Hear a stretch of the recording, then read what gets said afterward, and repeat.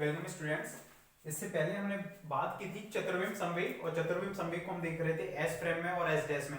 यदि एस में चतुर्विम संवेग संरक्षित है तो एस डैश में भी चतुर्विम संवेग संरक्षित रहेगा। इसके बाद हेडिंग डालो द्रव्यमान एवं प्रयोगशाला निर्देश तंत्र। द्रव्यमान द्रव्यमान द्रव्यमान केंद्र कर देना इसको, द्रव्यमान केंद्र एवं प्रयोगशाला निर्देश तंत्र।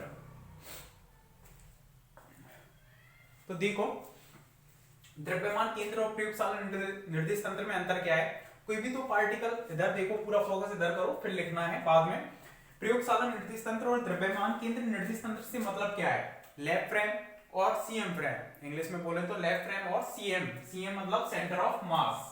क्या बोलते हैं द्रव्यमान केंद्र को? Centre of mass. इन दोनों में अंतर क्या है कि कोई भी दो पार्टिकल्स की टक्कर का अगर हम अध्ययन कर रहे हैं और यदि उन दोनों कणों की गति का जो अध्ययन है वो मूल बिंदु के सापेक्ष किया जाए, जैसे कि हमारे पास एक निर्देश तंत्र ये है, इसको बोल रहे हैं हम लैब फ्रेम।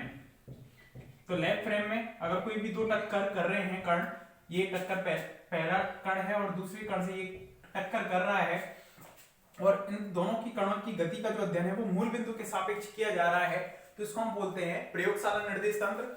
और यदि हम कोई एक ऐसा निर्देश तंत्र लें जिसमें कणों की गतियों का अध्ययन किसके सापेक्ष कर रहे हैं, क्योंकि गति है, हम पहले भी कह रहा था मैं कि कोई भी पार्टिकल गति कर रहा है तो हम देखते हैं कि किसके सापेक्ष गति कर रहा है, वो किसी स्थिर वस्तु के सापेक्ष गति कर रहा है या किसी गतिशील वस्तु के सापेक्ष। तो इन कणों की गति का जो अध्ययन हम यहाँ पर कर रहे हैं वो किसके सापेक्ष कर रहे हैं? मूल बिंदु के सापेक्ष। ठीक है, मूल बिंदु के सापेक्ष कर रहे हैं, तो इसलिए प्रयोगशाला निर्देश तंत्र कहलाएगा। और द्रव्यमान केंद्र निर्देश तंत्र से मतलब उनकी कणों की गति का जो अध्ययन है हम सेंटर ऑफ मास के सापेक्ष करेंगे। किसके सापेक्ष?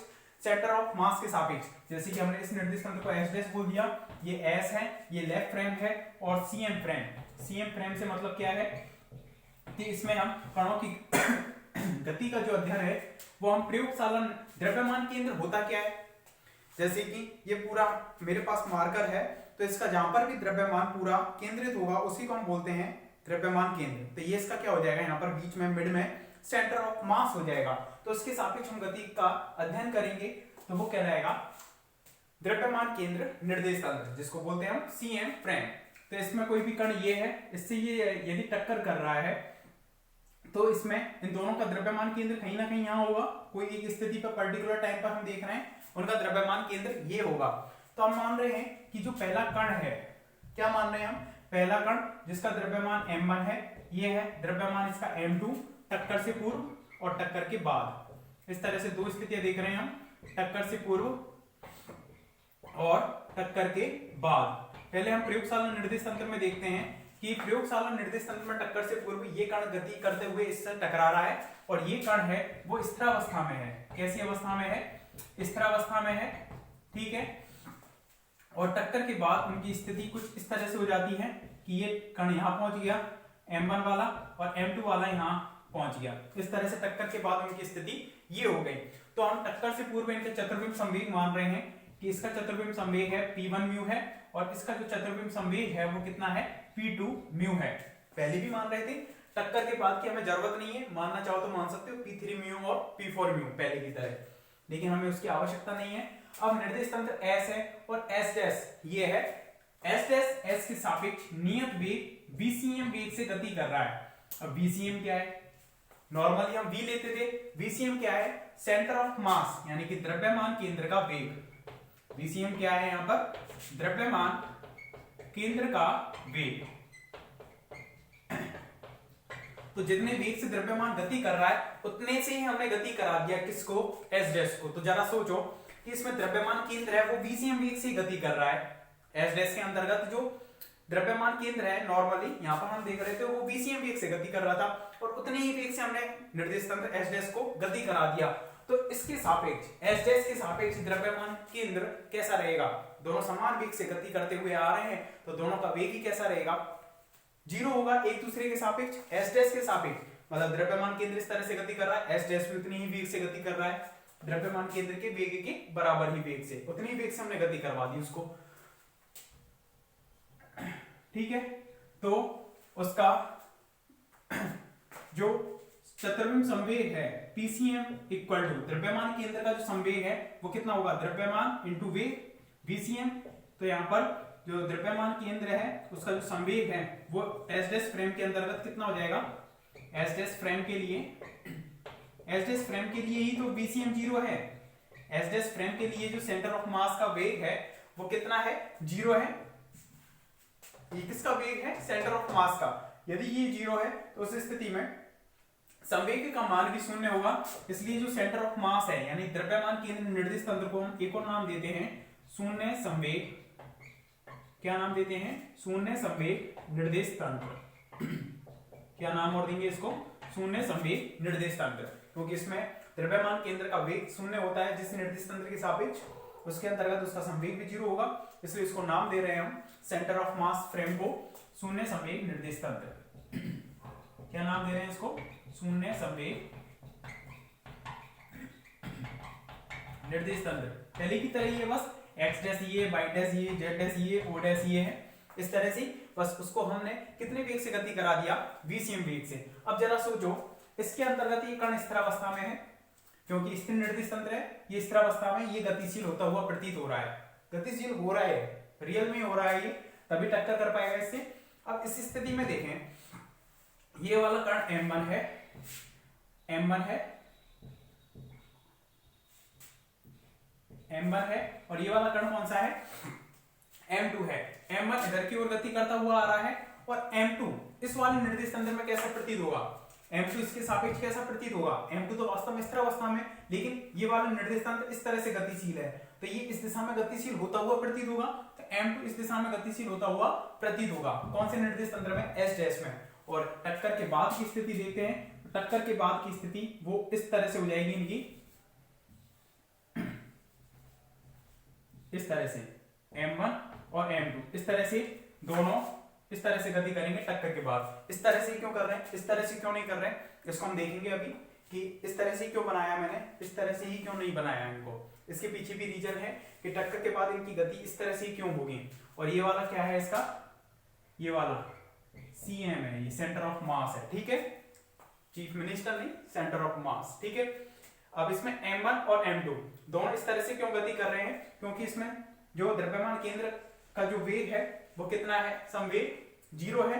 तो इस स्थिति में जो द्रव्यमान केंद्र का संवेग है 0 है, तो p1 dash plus p2 dash, p1 dash plus p2 dash ये भी कितना होगा, 0 होगा, क्योंकि द्रव्यमान केंद्र के संगत जो कणों का कुल संवेग है, क्योंकि द्रव्यमान किस किस का है, m1 और m2 दोनों कणों का है, तो टोटल संवेग कितना हो जाएगा, 0 हो जाएगा। यानी कि p1 dash plus p2 dash vector है वो कितने हो जाएंगे, 0 हो जाएंगे। इसमें संवेग और इसका संवेग 0 हो जाएगा। तो टक्कर के बाद का भी संवेग संरक्षण के नियम से संवेग 0 होना चाहिए। तो बाद में इनके संवेग कितने मान लिए हमने, p3 डैश और p4 डैश, कितने मान लिए s डैश के अंतर्गत, p3 डैश और p4 डैश वेक्टर, ठीक है, p4 डैश वेक्टर ये मान लिए। तो इनका भी योग है वो कितने के बराबर होना चाहिए, 0, क्योंकि टक्कर से पूर्व संवेग 0 है कुल संवेग, तो टक्कर के बाद का भी कुल संवेग 0 होना चाहिए। तो संवेग 0 कब हो सकता है, जब दोनों अपोजिट डायरेक्शन में गति करें, दोनों के द्रव्यमान समान हो और एक दूसरे के अपोजिट डायरेक्शन में गति करें, तो अपोजिट डायरेक्शन में होने की वजह से एक दूसरे का कैंसिल आउट होगा। इस स्थिति में उनका कैंसिल आउट नहीं हो सकता, इसलिए हमने इनको अपोजिट दिखाया इस डायरेक्शन में कि एक दूसरे के ये अपोजिट डायरेक्शन में क्या कर रहे हैं, मूव कर रहे हैं, इसलिए चतुर्विम संवेग 0 होगा। तो इधर देखो p1 म्यू है, जैसे कि हम नॉर्मली p म्यू को हम किस तरह से लिख रहे थे, ध्यान से देखना, p म्यू को p1 p2 p3 p4 इस तरह से लिख रहे थे। इसको लिख रहे थे हम px, इसको लिख रहे थे py, इसको लिख रहे थे pz और इसको लिख रहे थे आयोटा e by c। इनको लिख दे रहे थे हम p vector, small p vector और आयोटा e by c लिख रहे थे या नहीं लिख रहे थे, p म्यू को लिख रहे थे इस तरह से। तो यहाँ पर p1 म्यू 1 किसको रिप्रेजेंट कर रहा है, केवल प्रथम पार्टिकल को, p2 दूसरे पार्टिकल को, इस तरह से। तो p1 म्यू को हम किस तरह से लिख सकते हैं, p1 वेक्टर इस तरह से लिख लिया और iota e1 upon c, p1 vector iota e1 upon c। p2 mu को यहां पर लिख सकते हैं हम कितना, p2 वेक्टर इस तरह से आयोटा e2 अपॉन c, ठीक है, एस फ्रेम में। इसमें हमें लिखना है, इसमें हम मान रहे हैं कितना, P1 म्यू डैश और इसमें P2 म्यू डैश। हमें जरूरत पड़ रही है केवल टक्कर से पहले की, टक्कर के बाद की जरूरत नहीं है। मानना चाहे तो इसको P3 म्यू मान सकते हो, P4 म्यू इसको मान सकते हो, उसकी जरूरत है नहीं हमें, इसलिए नहीं मान रहे हैं। जैसे कि पहले चल रहा था हमारा चतुर्विम समवेग संरक्षण हमने सिद्ध किया था, P1 mu dash P2 mu dash, इनकी वैल्यू कितनी हो जाएगी, इसी तरह से P1 dash vector, small P1 dash vector iota E1 dash upon C, dash dash में मानना है, और इसमें ये कितनी हो जाएगी, P2 dash vector iota E2 upon C। इस तरह से हमें इसमें मानना होगा iota E2 dash upon C, ठीक है, डैश वाला। तो हमें निकालना क्या है इसमें, इसमें हमें पता है सब कुछ। एस फ्रेम में द्रव्यमान केंद्र निर्देश तंत्र में हमें निकालने हैं कौन कौन सी चीज, P1 dash, P2 dash vector, P1 dash vector, P2 dash vector, और इन दोनों का योग यानी कि P1 dash vector plus P2 dash vector, ये कितना आया था, वैसे भी जीरो है, ये तो सीधा सीधा पता है हमें जीरो है। तो हमें P1 डैश वेक्टर निकालना है, P2 डैश वेक्टर निकालना है, इसी तरह से हमें E1 डैश निकालना है, E2 डैश निकालना है, और इन दोनों का योग टोटल एनर्जी यानी कि E1 dash plus E2 dash, जिसको हम लिख देंगे E डैश, वो निकालनी है हमें, ये चीज कैलकुलेट करनी है। तो 1 2 3 4 5 6 चीज ज्ञात करनी है, जिसमें से एक चीज तो आई गई हमारे पास, शून्य संवेग निर्देश तंत्र की परिभाषा से कितना, ये तो जीरो आ ही रहा है।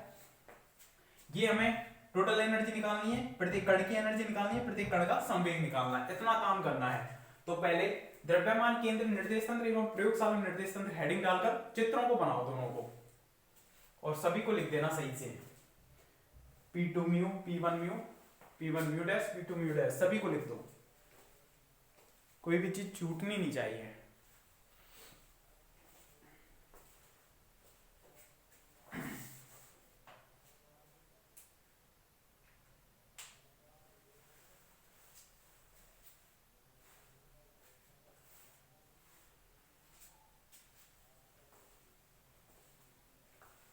और यहाँ पर P2 जो वेक्टर है, P2 वेक्टर क्या है, दूसरे कण का संवेग, वो कण कैसा है, स्थिर अवस्था में, तो ये तो जीरो ही हो जाएगा सीधा, आयोटा E2 अपॉन C, इस तरह से लिख देना, ये तो जीरो ही है P2 वेक्टर, क्योंकि कण को हम स्थिर अवस्था में ले रहे हैं। थोड़ा स्पेस इसको नीचे बनाना थोड़ा,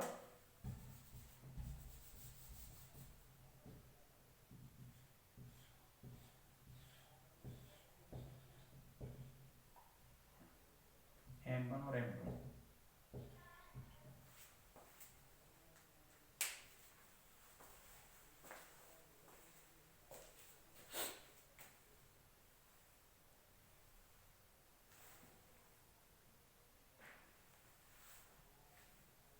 तो प्रयोगशाला निर्देश तंत्र में कण की गति का जो अध्ययन किया जाता है मूल बिंदु के सापेक्ष किया जाता है, और प्रयोगशाला निर्देश तंत्र द्रव्यमान केंद्र निर्देश तंत्र में किया जाएगा द्रव्यमान केंद्र के सापेक्ष। और हम एस डैश को ही कितने वेग से गति करा रहे हैं, जितने वेग से द्रव्यमान केंद्र ही गति कर रहा है, मतलब एस डैश के सापेक्ष जो द्रव्यमान केंद्र है उसका जो वेग है वो कितना है, शून्य है। इस चीज का विशेष ध्यान रखना।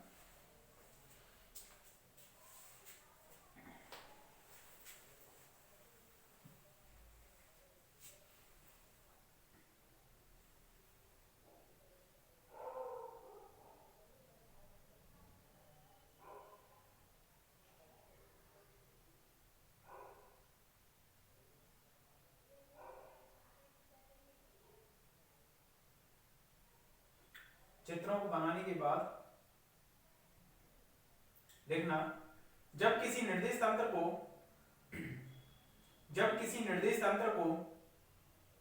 ऐसे निकाय के साथ संबंधित किया जाता है, जब किसी निर्देश तंत्र को ऐसे निकाय के साथ संबंधित किया जाता है जिसके द्रव्यमान केंद्र का वेग शून्य अथवा नियत हो,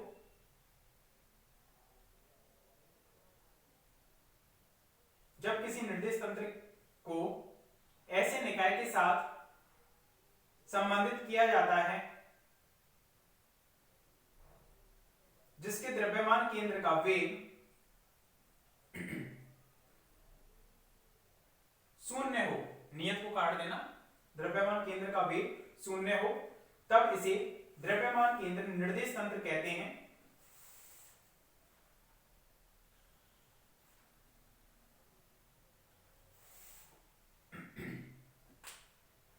तब इसे द्रव्यमान केंद्र निर्देश तंत्र कहते हैं। अर्थात द्रव्यमान केंद्र निर्देश तंत्र के लिए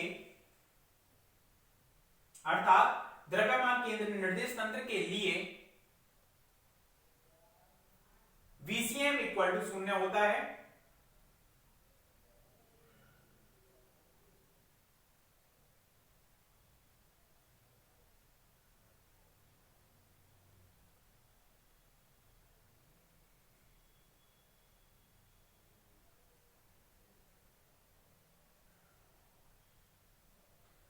तब द्रव्यमान केंद्र निर्देश तंत्र में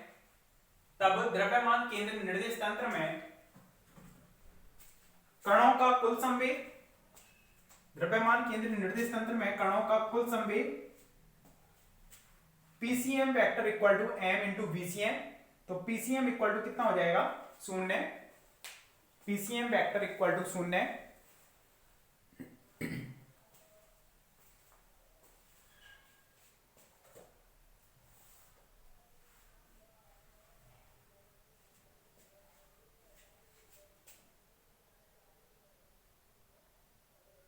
लिखना, अतः द्रव्यमान केंद्र निर्देश तंत्र में PCM वेक्टर इक्वल टू 0 के बाद लिखना, अतः द्रव्यमान केंद्र निर्देश तंत्र में कणों का कुल संवेग 0 होता है। अतः द्रव्यमान केंद्र निर्देश तंत्र में कणों का कुल संवेग 0 होता है।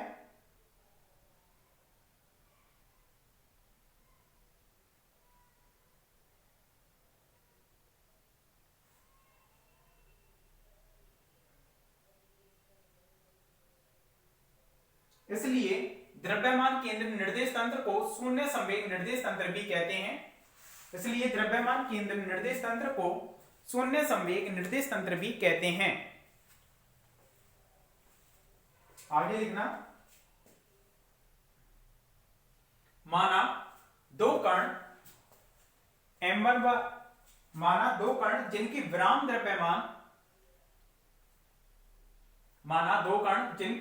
द्रव्यमान क्रम से m1 व m2 है तथा संवेग m1 व m2 है तथा संवेग p1 वेक्टर व 0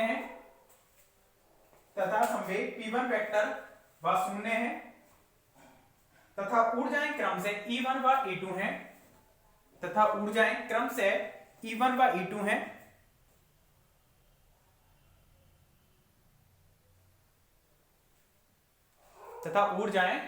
से E1 व E2 हैं।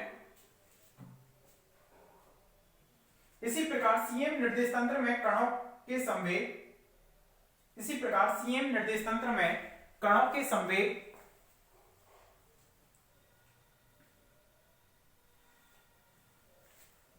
संवेग P1 डैश वेक्टर व P2 डैश वेक्टर हैं। स्मॉल बनाना सभी को, क्योंकि ये कैपिटल आते हैं फिर ये स्मॉल में है और स्मॉल में ही हम इसको px i cap py j cap plus pz k cap तीनों ही स्मॉल में है, तो स्मॉल में रिप्रेजेंट कर रहे हैं p को। ठीक है, इसलिए स्मॉल में ही चलेंगे। इस चीज को आप ऊपर जो आपके पेज में जगह है वहां पर लिख लेना कहीं पर भी p म्यू, और पहले भी लिख चुके हैं, अगर याद नहीं रहता है तो लिख लेना ऊपर पेज में जगह होगी वहां पर। इसी प्रकार CM निर्देश तंत्र में कणों के संवेग P1 डैश वेक्टर व P2 डैश वेक्टर हैं तथा ऊर्जाएं E1 डैश व E2 डैश हैं। ऊर्जाएं अदिश राशि हैं, वेक्टर मत लगा देना। E1 डैश व E2 डैश हैं।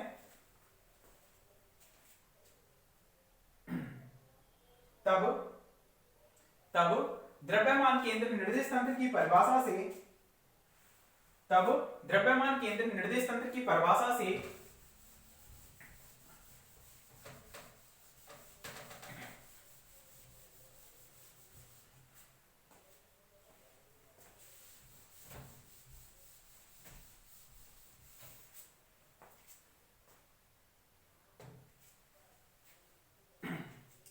P1 dash vector plus P2 dash vector equal to 0। P1 dash vector plus P2 dash vector equal to 0, क्योंकि 0 संवेग निर्देश तंत्र है तो ये आ जाएगा P2 dash vector equal to 0। इसके बाद हम सबसे पहले कुल ऊर्जा की गणना करेंगे। तो कुल ऊर्जा के लिए हम लिखना फर्स्ट हेडिंग CM निर्देश तंत्र में यानी कि द्रव्यमान केंद्र निर्देश तंत्र में कुल ऊर्जा की गणना फर्स्ट हम ज्ञात करेंगे टोटल एनर्जी यानी E1 dash plus E2 dash. CM निर्देश तंत्र में कणों की कुल ऊर्जा की गणना।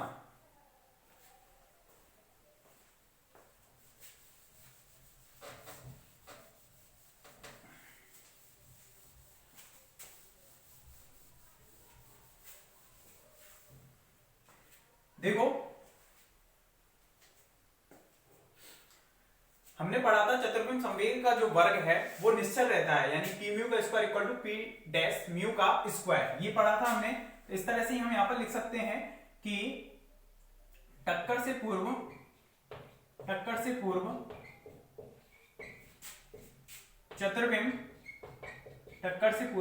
चतुर्भुज संवेग का जो वर्ग है, चतुर्भुज संवेग का वर्ग निश्चल रहता है। टक्कर से पूर्व चतुर्भुज संवेग का वर्ग निश्चल रहता है, अर्थात टक्कर से पूर्व हम देख रहे हैं तो टक्कर से पूर्व जो चतुर्भुज संवेग है टोटल वो कितने से रिप्रेजेंट कर दिया, पी म्यू का square equal to P mu dash का स्क्वायर। चतुर्भुज संवेग का जो वर्ग है वो निश्चल रहता है, ये हमने पढ़ा है, पी म्यू डैश के स्क्वायर के बराबर है। समीशन लगाना चाहो तो लगा सकते हो। इस तरह से निश्चल रहता है समीशन ऑफ पी म्यू का स्क्वायर यानी कि P1 mu plus P2 mu. चतुर्भुज संवेग दोनों कणों के हो जाएंगे P1 म्यू और P2 म्यू का स्क्वायर इक्वल टू यहां पर कितना हो जाएगा, P1 mu dash plus P2 mu dash का स्क्वायर, इतना हो जाएगा।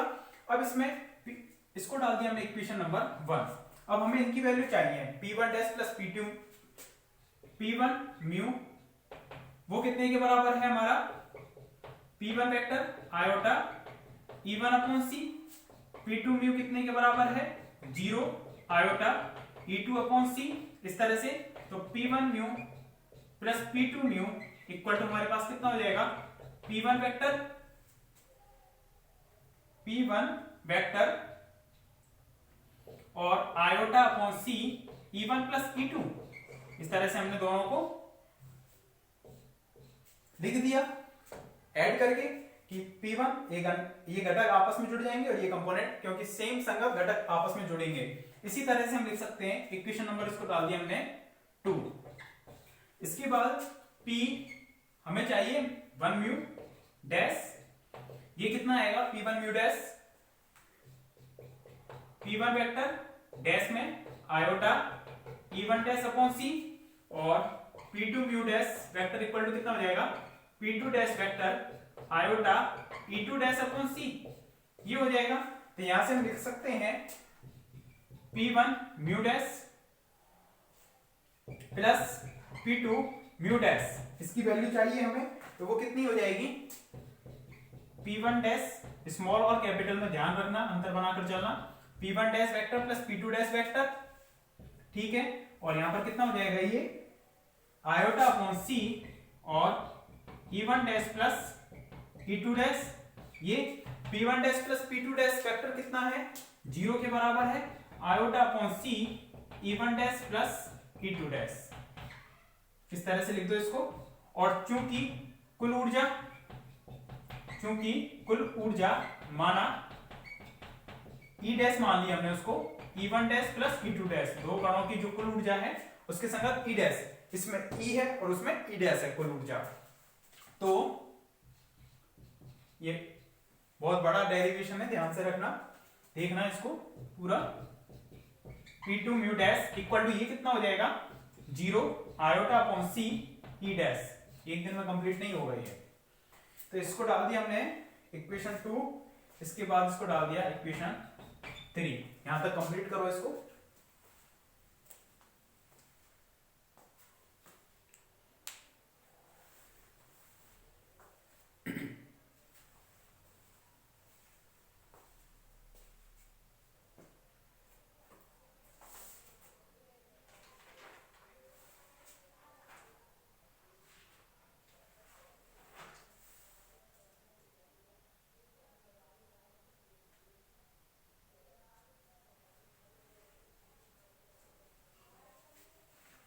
और यहाँ पर हम कौन सी गति कर रहे हैं, ये टक्कर जो हो रही है आपेक्ष की गतियों के लिए हो रही है, यानी कि यहाँ पर जो कणों का जो वेग है वो v टेंड्स टू c है, ये ध्यान रखना इस चीज का। तो दो गतियां होती हैं, अनापेक्ष की गति और आपेक्ष की गति। अनापेक्ष की गतियों के लिए तो v very very less than c होता है, तो उसमें तो स्थितिज ऊर्जा प्लस गतिज ऊर्जा के रूप में कुल ऊर्जा को लिखा जाता है, जबकि अनापेक्ष की गतियों के लिए आपेक्ष की गतियों के लिए v टेंड्स टू c वाली गतियों के लिए जो कुल ऊर्जा लिखी जाती है वो लिखी जाती है विराम द्रव्यमान ऊर्जा प्लस गतिज ऊर्जा, या फिर लिखी जाती है इससे e square equal to p square c square plus m not square c की पावर 4, इससे लिखी जाती है कुल ऊर्जा। तो कुल ऊर्जा कितनी हो जाएगी, रूट ऑफ इससे, या तो इससे लिखो या फिर ऐसे लिखो m not c square plus kinetic energy, दोनों सेम है। ये आपेक्ष की गतियों के लिए जो टोटल एनर्जी लिखी जाती है ऊर्जा संवेग समीकरण से या आइंस्टीन की द्रव्यमान ऊर्जा समीकरण से लिखी जाती है।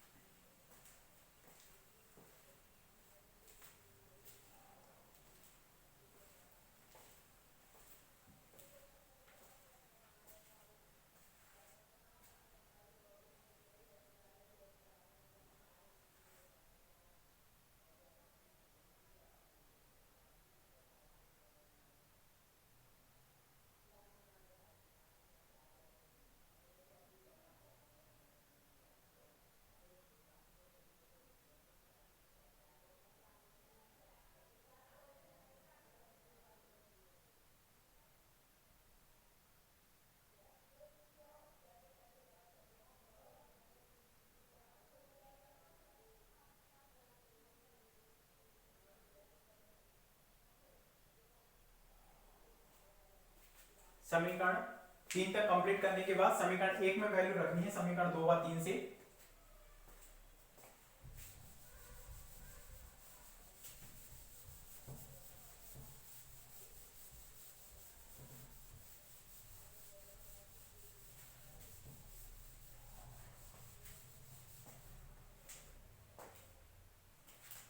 देखो समीकरण 2 व 3 से समीकरण 1 में वैल्यू पुट करेंगे।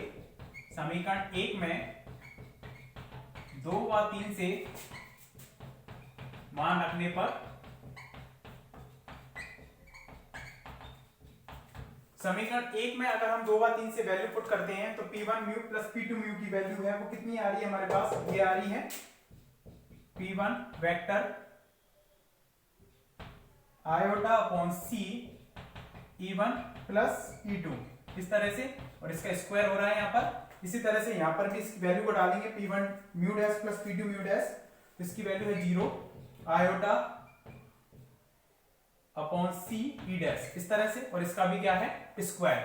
तो स्क्वायर को किस तरह से इसी का इसी के साथ अदिश गुणा करते हैं, क्योंकि वेक्टर फॉर्म है तो स्क्वायर को हम कैसे a स्क्वायर को हम क्या लिख सकते हैं a डॉट a, तो इसी का इसी के साथ अदिश गुणा करेंगे तो P1 vector dot P1 vector इस तरह से आएगा, तो वो हो जाएगा P1 का स्क्वायर माइनस में इसका इसके साथ करेंगे सेम का सेम के साथ, तो आयोटा आयोटा माइनस में हो जाएगा E1 प्लस E2 का होल स्क्वायर आएगा, अपॉन में कितना हो जाएगा C स्क्वायर हो जाएगा, यहाँ पर 0 माइनस के E डैश का स्क्वायर अपॉन C स्क्वायर इस तरह से हो जाएगा।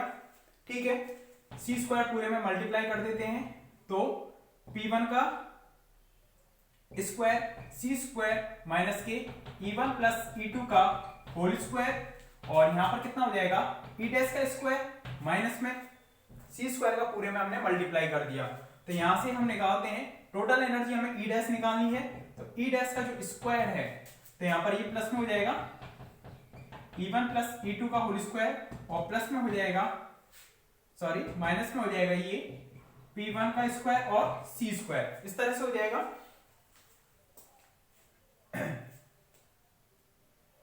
सही चल रहा है।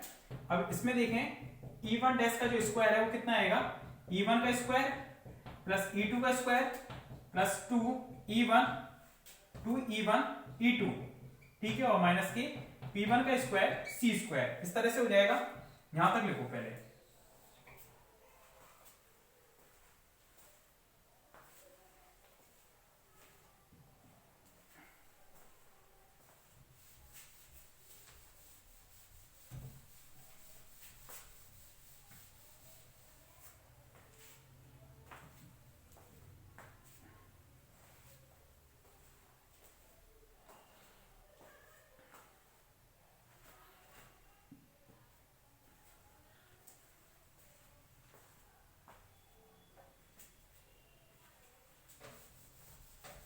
कुल ऊर्जा वैसे आ गई, लेकिन इसमें थोड़ा सा संशोधन करेंगे हम, m1 और m2 की फॉर्म में इसको निकालेंगे।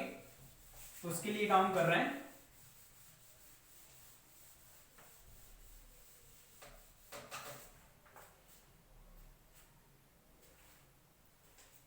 देखो, क्योंकि ऊर्जा संवेग समीकरण क्या होती है, ऊर्जा संवेग समीकरण से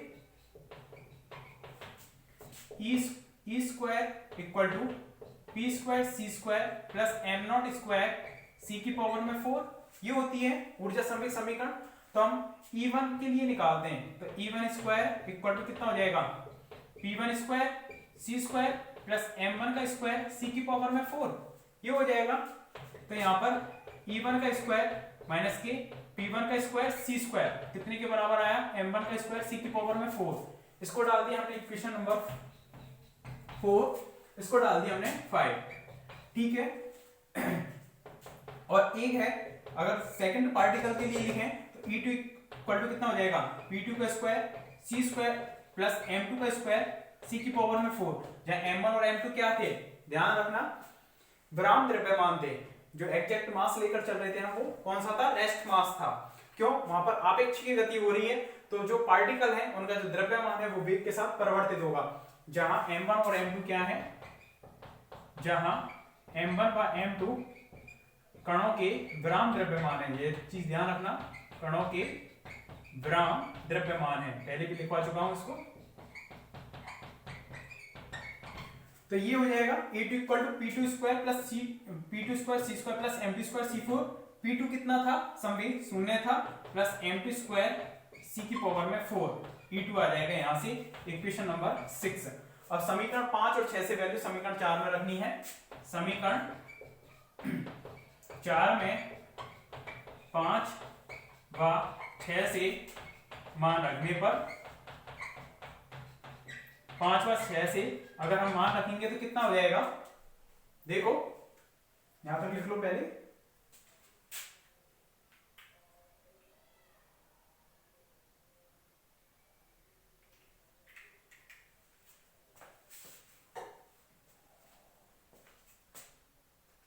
ऊर्जा संवेग समीकरण है आइंस्टीन की, उसका यूज करते हुए E1 और E2 हमने निकाले हैं, ये वाले।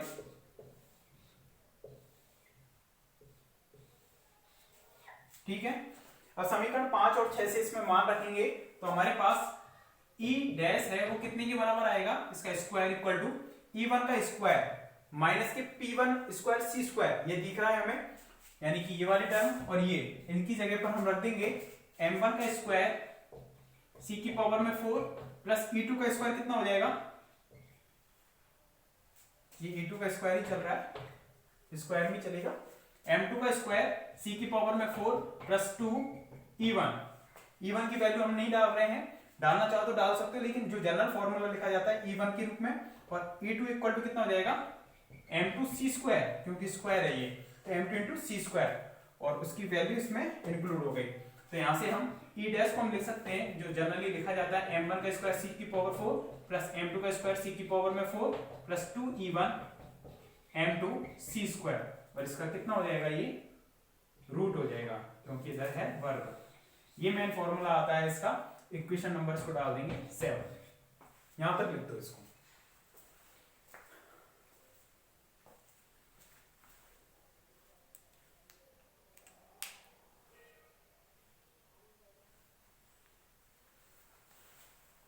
और लिख देना इसके बाद एक लाइन कि उपरोक्त समीकरण कण की कुल ऊर्जा को व्यक्त करती है।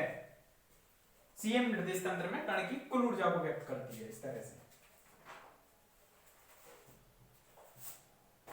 इसके बाद देखेंगे हम संवेग को देखेंगे हम नेक्स्ट लेक्चर में। ओके, यहां तक कंप्लीट कर लेना। Thank you.